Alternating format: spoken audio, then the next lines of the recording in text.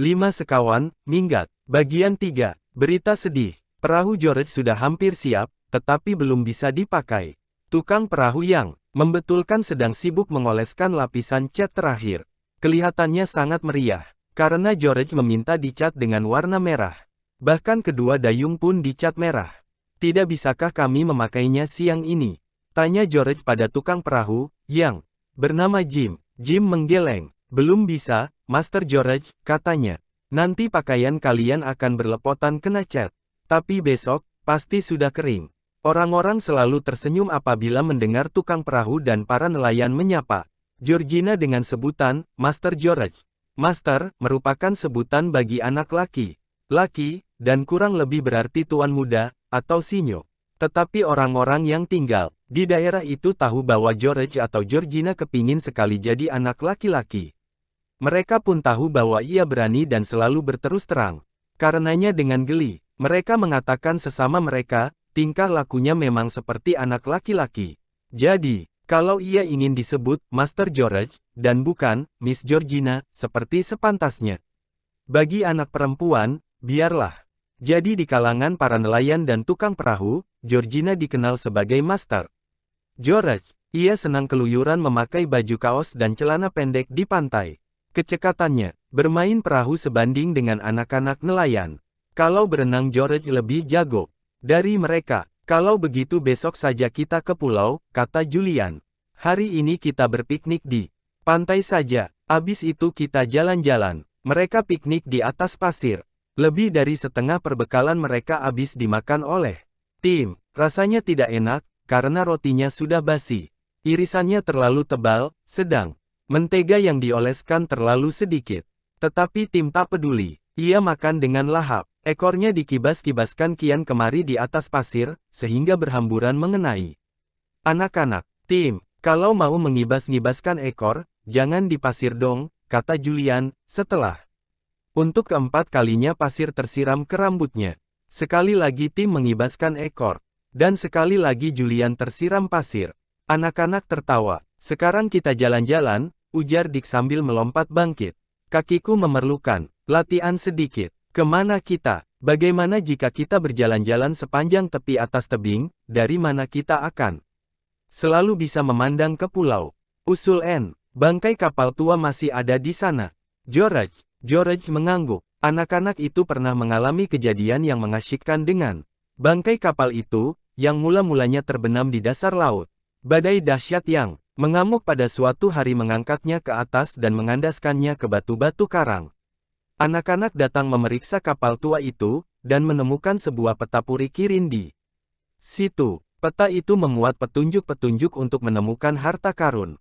Kau masih ingat, bagaimana kita menemukan peta tua dalam bangkai kapal itu?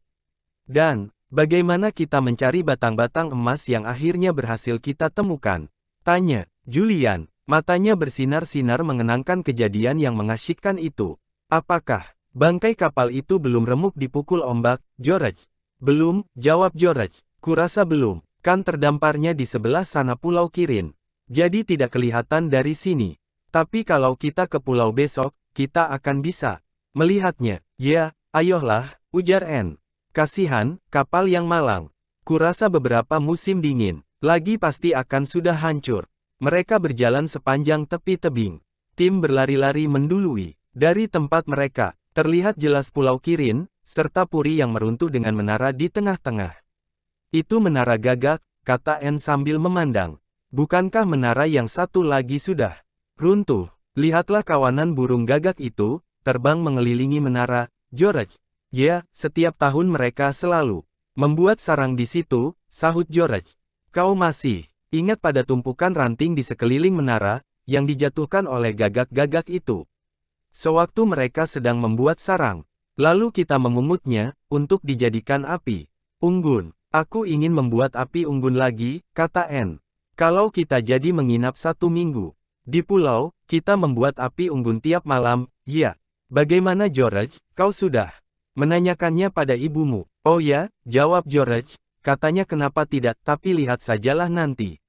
Aku selalu merasa tak enak, kalau orang dewasa mengatakan, lihat sajalah nanti, kata Anne. Sering kali artinya mereka sebetulnya tak setuju, tapi tak mau langsung mengatakan, kurasa ibu akan mengizinkan, kata George. Bagaimana juga, kita sekarang kan sudah jauh lebih tua daripada setahun yang lalu. Bayangkan saja, Julian sudah tergolong remaja sekarang. Aku juga sebentar lagi, begitu pula dengan Dick. Cuma Anne saja yang masih anak kecil. Aku bukan anak kecil, seru Anne tersinggung. Aku sama kuat seperti kalian. Bukan, salahku bahwa umurku lebih muda.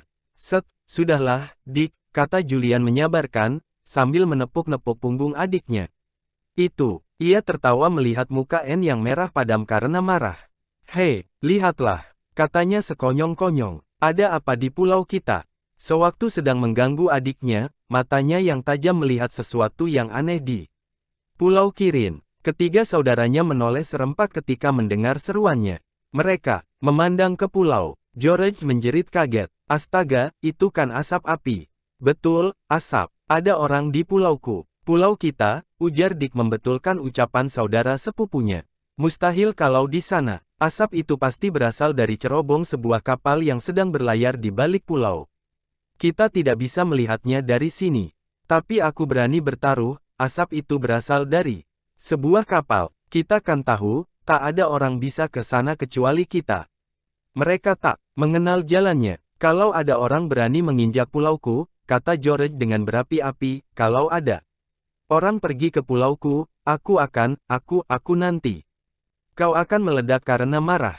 Sambung Dick. Lihat, sekarang asap itu tak nampak lagi. Pasti tadi sebuah kapal yang kebetulan mengeluarkan asap, atau berasap tebal. Entahlah, pokoknya asap tadi berasal dari sebuah kapal. Mereka masih menatap Pulau Kirin selama beberapa waktu sesudah itu, tetapi tak ada lagi asap mengepul. Coba perahuku sudah siap sekarang, ujar George dengan gelisah. Aku akan memeriksa ke sana sore ini juga. Aku berangkat saja, biar catnya masih basah. Jangan konyol, ujar Julian. Kau kan tahu, kita pasti akan kena marah, apabila nanti pulang dengan baju berlepotan cat merah.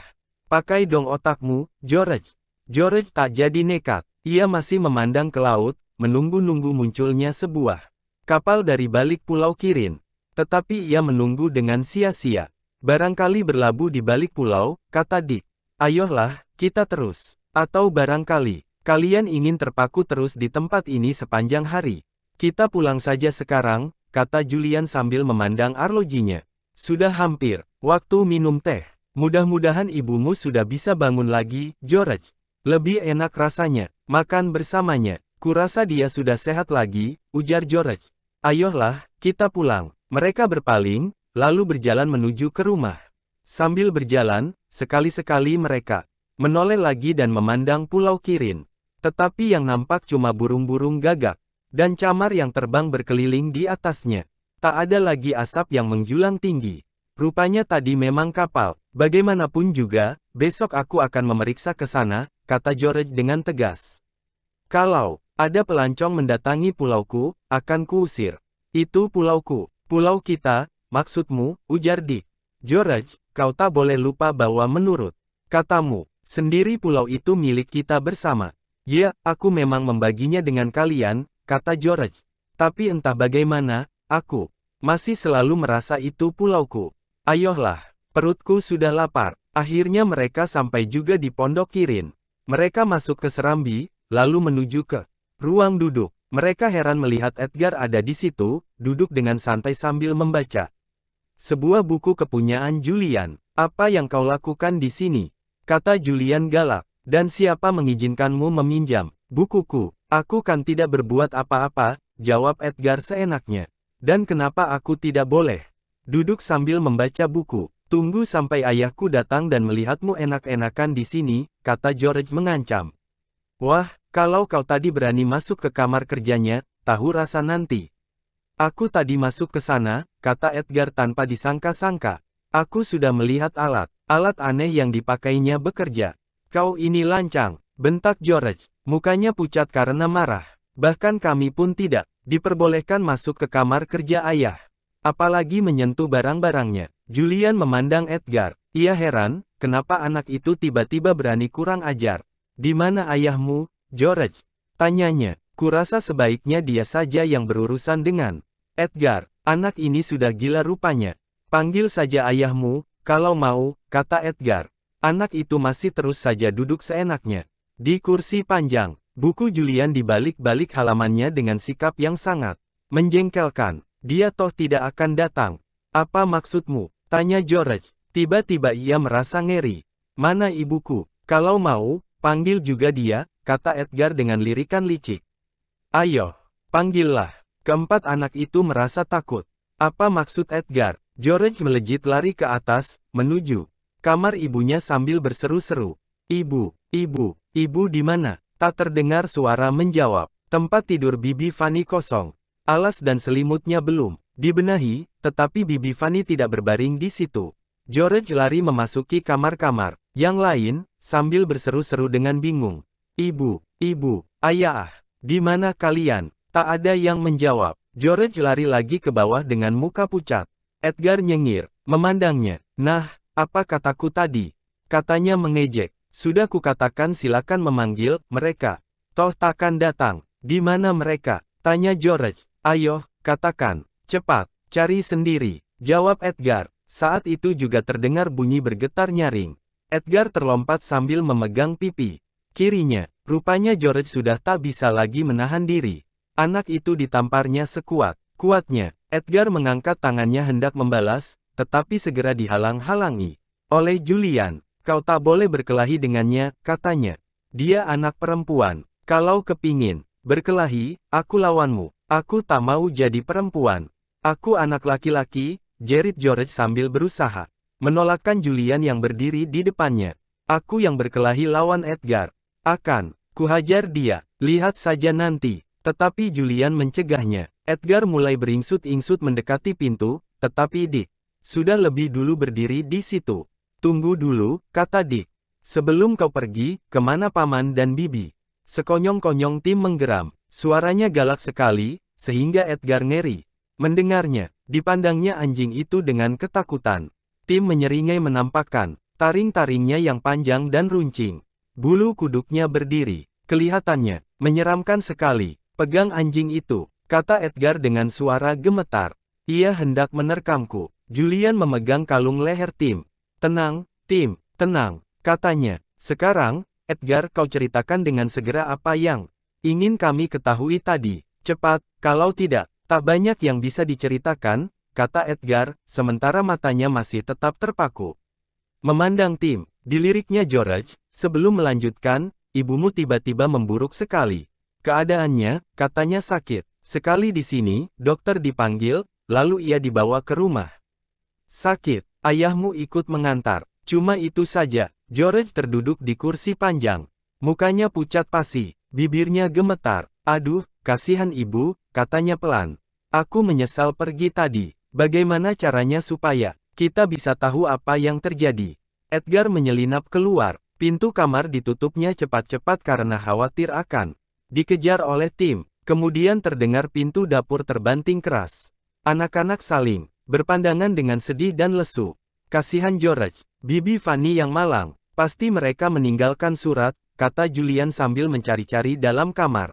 Pada bingkai cermin besar dilihatnya terselip sepucuk surat. Surat itu dialamatkan pada George, dan karenanya diserahkan pada anak itu.